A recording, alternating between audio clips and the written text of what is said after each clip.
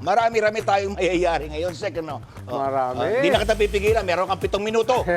Go! Well, maliban dun sa historic at Yan. saka earth-shaking American elections, Yan. ang dami nangyari dito sa ating bansa nitong mga nakaraang araw. No?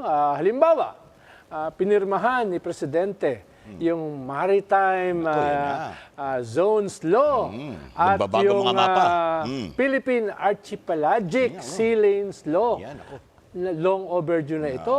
Naalala ko, 3 decades ago, napag-usapan namin ito ni Heidi Yorak. Nako. Bago Si siya Heidi, oh. pumanaw.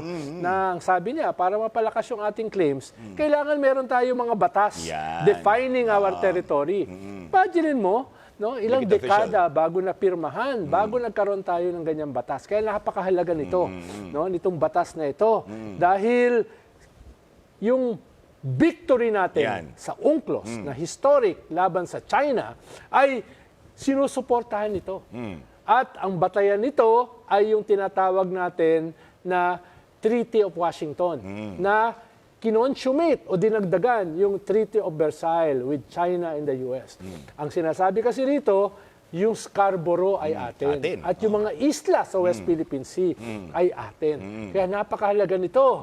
No? Iyari ang China rito. Iyari, Kaya kahapon, galit na galit. Siyempre. Galit na galit. Nagpupuyos eh. China, iyari ka. Iyari ka dyan. Ikalawa, pinirmahan ni Presidente Marcos yung EO-74 na ngayon din, hindi bukas, hindi next week, sarado na ang mga pogo. Sarado na.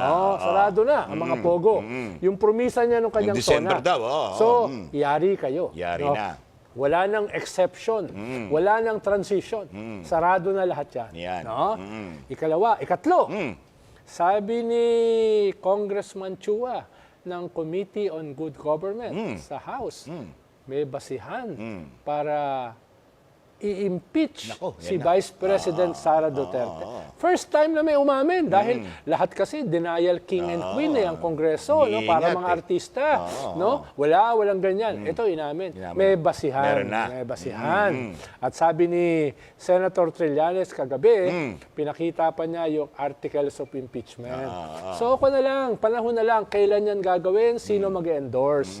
Kaya Vice President, baka mayari ka rin. Nako, no? yan.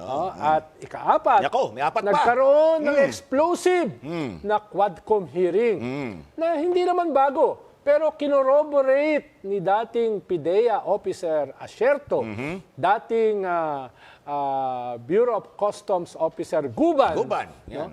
yung involvement ng mga Duterte at ng kanilang mga kaalyado. Hindi lamang sa extrajudicial killings, kung hindi sa drug trade. Which is a corroboration nung dati nang sinabi ni Las Cañas sa ICC at ni Matubato. So dumadami yung nagko-corroborate. At dagdag pa ron, sabi ni Asierto, yung dalawa niyang kasama, yung isa ay pinatay sa Bulacan, si Master Sergeant something, at yung isa ay dinukot sa Bacolod na hanggang ngayon ay hindi pa nakikita. Ibig sabihin, kaya hanggang ngayon nagtatago na siya. Nagtatago pa rin siya after 6 years, ay dahil kinakabahan siya. Dahil dun sa kanyang mga kasama ay mga dinukot at pinatay na. Pero sa kabila nito, ay hindi tatabunan yung kanyang testimony, no? Kaya Duterte, Bongo, Bato, Mads Carpio, Pulong Duterte, yari kayo. Yan. No? Yari ka. Maraming nayari ditong mga nakaraang mga araw. Di ba? Kaya makikita natin dito sa mga darating na mga araw, darating na mga linggo, darating na ba ang ICC? Yan, no? is coming to town. Makikita natin itong mga darating na araw at mga linggo. Magsasampa na ba ng kaso ang DOJ? Yan. No? Dito sa pinatay na general na dating board member ng PCSO, yung pinatay na alleged drug lord sa penal colony. Yan. No? At makikita na ba natin ang simula ng impeachment process? Nobyembre, ang sinabi mo dyan, di ba? Now or never yan, di ba? Sa mga parating na mga araw, Yan. no? Mukhang dadami ang mayayari. Yan. Sa harap ng camera, Sek, anong masasabi mo sa kanila? Sa harap ng camera, anong masasabi mo sa kanila? Magnilay kayo. Yan. No? Magnilay kayo at magsimula na kayo magtago. No? Hindi na lumabas, magtago. Huwag na kayo magtago. Sabay no? tayo. Oh. Yari ka! Yan ako.